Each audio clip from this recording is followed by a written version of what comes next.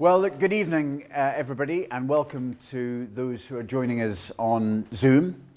This evening is a poignant occasion for two reasons, of course. The first is that it's St. Andrew's Day and a very important day in the regimental calendar. And we will be offering a toast in solemn silence to our patron saint later on this evening.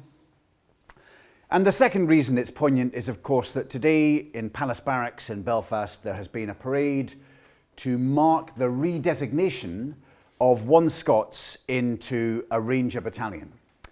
And that is a tremendous achievement by that battalion. They have developed and sustained a level of professionalism in their current role that truly now has pulled them into the realms of elite forces as part of the UK Special Forces group. And we should all be really proud of that, I think. We've been, as a regiment, well represented in Northern Ireland today.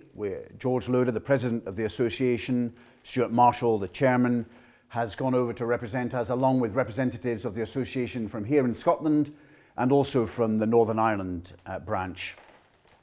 And I'm told that after the parade, there's a dinner this evening, after the parade, George gathered those members of One Scots who had been Royal Scots and went down to the memorial and had a nice photograph taken at our memorial. And so change is upon us once again. And the truth is, of course, that the army is like a big organism. It changes form and function all the time. And it does that in order to survive. We were spared more of that than anybody else for 373 years. On the day the Royal Regiment of Scotland was formed and we became part of it, the next oldest regiment with unbroken service, I think, were the Coldstream Guards, and they were formed in 1650. So for 373 years, leading up to the formation of the Royal Regiment of Scotland, we served unbroken service with tremendous pride. And then on our regimental day, the 28th of March, 2006, it changed, and of course we became part of that new regiment. The first battalion was in Iraq, on operations in southern Iraq, in a place called Shaiba, which is just south of Basra. And the day before the formation of the Royal Regiment of Scotland, we, with the Brigadier's consent, were able to pull everybody in from patrols. And in our tented camp, in various tents around it, the whole battalion paused to reflect on the tremendous history and sacrifice that preceded us. There only is one first afoot, one right of the line, and on that date, in that bit of desert, we had the honour to be it. And then the date changed, the 28th of March came round, we held a parade to mark the formation of the Royal Regiment of Scotland. We took our place in that new regiment, and in true Royal Scots fashion, we turned our head and eyes to the front, we started to scan our arcs, and we started to look forward into the future. Actually, what we really did was immediately redeploy back out on patrols on counterinsurgency operations. So our regiment that had been formed in 1633 for operations abroad marched out of the Army's order of battle in 2006 on operations abroad. And once it became clear that that had to happen, it was a pretty appropriate way to do it. And we now move into a new chapter.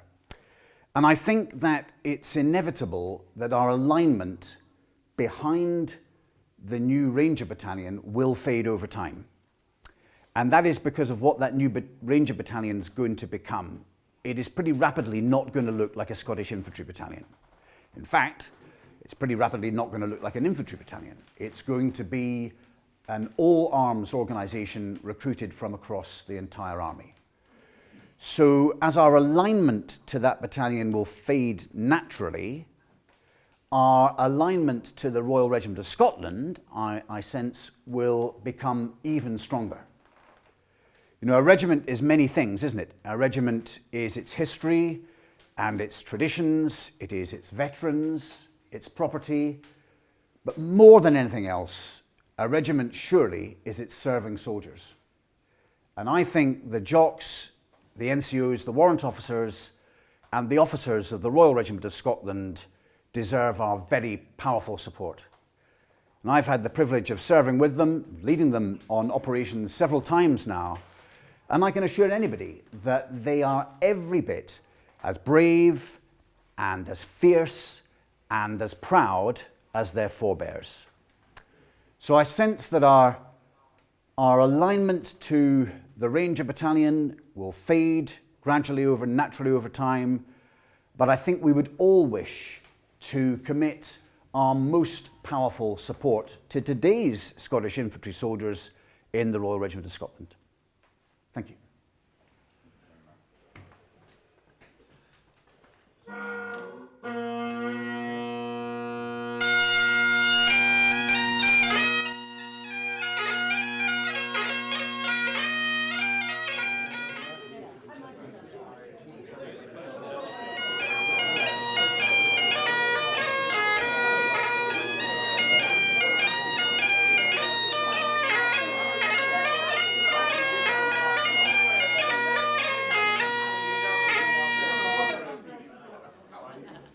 Well, ladies and gentlemen, Martin's asked me to say a few toasts before we we go in for a bite to eat. So first of all, ladies and gentlemen, the Queen.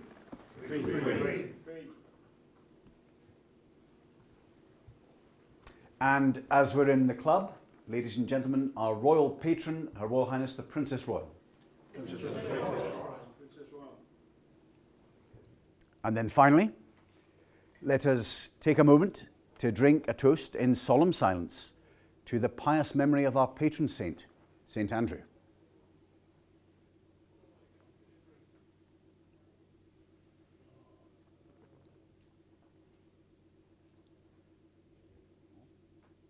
Adequate solemnity. Thank you. Adequate solemnity.